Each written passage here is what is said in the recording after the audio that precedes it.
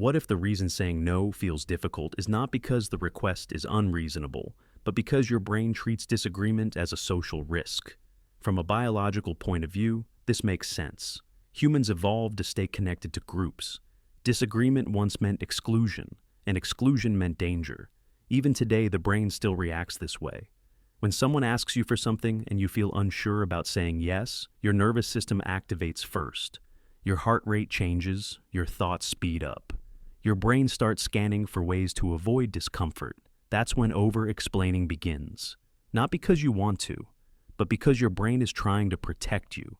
Why over-explaining feels necessary. When you say no without explaining, your brain predicts negative outcomes. Disappointment, awkward silence, conflict being misunderstood. To prevent this, it pushes you to add reasons. The more you explain, the more the conversation shifts away from your boundary and toward your reasons. Instead of hearing your decision, the other person hears something they can respond to. This is why over-explaining often leads to negotiation, guilt pressure, longer conversations. Your brain then learns an association. Saying no equals stress. And next time, it avoids saying no altogether. The goal is not confidence, it's clarity. Most advice says, be more confident. But confidence is unreliable under stress. Clarity works better. The goal is not to remove discomfort completely. The goal is to avoid increasing it. Here's how to do that. Step 1. Decide before you respond.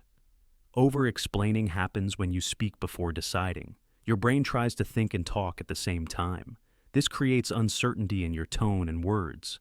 Before responding, pause for a moment and decide internally.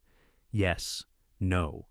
This pause activates the prefrontal cortex, the part of the brain responsible for reasoning and control.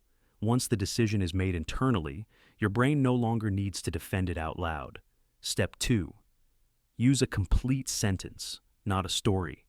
A complete sentence communicates a boundary. A story invites discussion. Examples of complete sentences. I can't do that. That doesn't work for me. I'm not available. These sentences already contain a clear answer, a clear limit. They don't need support. Adding explanations turns a decision into a proposal. Step 3. Stop talking after the sentence. This is the hardest part. After you say no, your brain expects tension. It waits for a reaction. To fill the silence, it urges you to keep talking. Don't. Silence is not rude. It's neutral. When you stop speaking, you signal certainty.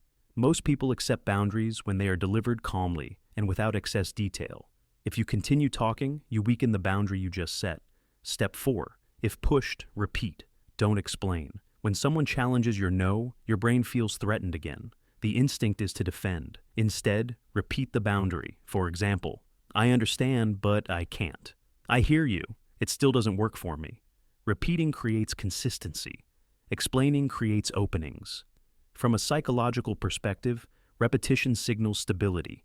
The brain, yours and theirs, responds to stability faster than to justification. Step 5. Let your nervous system learn. After the interaction, notice what actually happens. Most of the time, the conversation ends. The relationship remains intact. Nothing serious goes wrong. This feedback is important. Your nervous system updates its expectations. It learns. Saying no doesn't cause harm. Silence is survivable. Clarity reduces stress. With repetition, the emotional response weakens. Saying no becomes easier not because you forced confidence, but because your brain adapted. Common mistakes to avoid. Apologizing automatically. Giving reasons you don't believe. Explaining future possibilities. Justifying your emotions. These behaviors tell the brain that the boundary is unstable. What changes when you stop over-explaining? Conversations become shorter. Your energy stays intact. People learn where you stand. Most importantly, you stop carrying unnecessary mental weight after simple interactions. Saying no becomes a practical skill, not an emotional event. A boundary does not need defending. It needs clarity. That's how you say no without over-explaining.